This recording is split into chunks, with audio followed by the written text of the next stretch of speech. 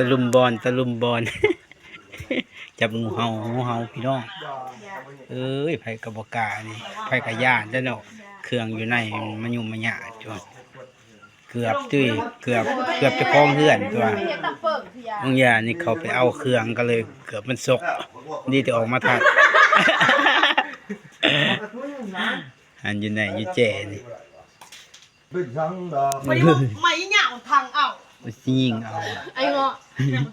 าะคนบอกเป็นสังอยู่หรอก อีบ่ถืออุ้ยตาย ออกมาท้อ ออกมาช้อน ย่านี่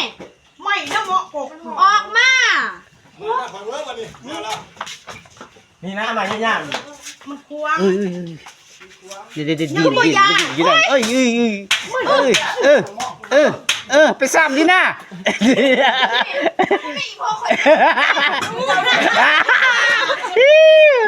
ปานั่นบ่อยพอออกมาเหรอ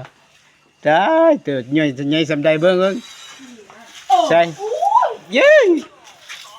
ได้พวก เกือบเนี่ยไอ้อันเสียชีวิตไอ้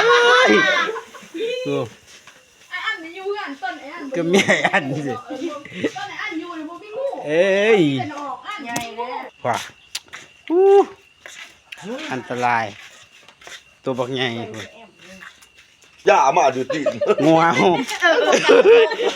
ห่าบ่ได้เห่าเลยมันสกอ่ะตา ตัวนั้นมันติดตามได้ เขาอยู่อ่ะ เป็นปากกา ข้าวขนาดนั้น ปลาโตข้าวว่าสัวต้มใส่หม้อแม่น้องบุย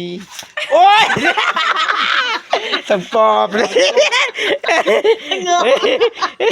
โอ้มันเอาไปแล้วที่เบิ่งแม่นบุยเอาหนาวตาคือขนาดปอบเลย อย่าไปถิ่มเสียมข่อยเด้อ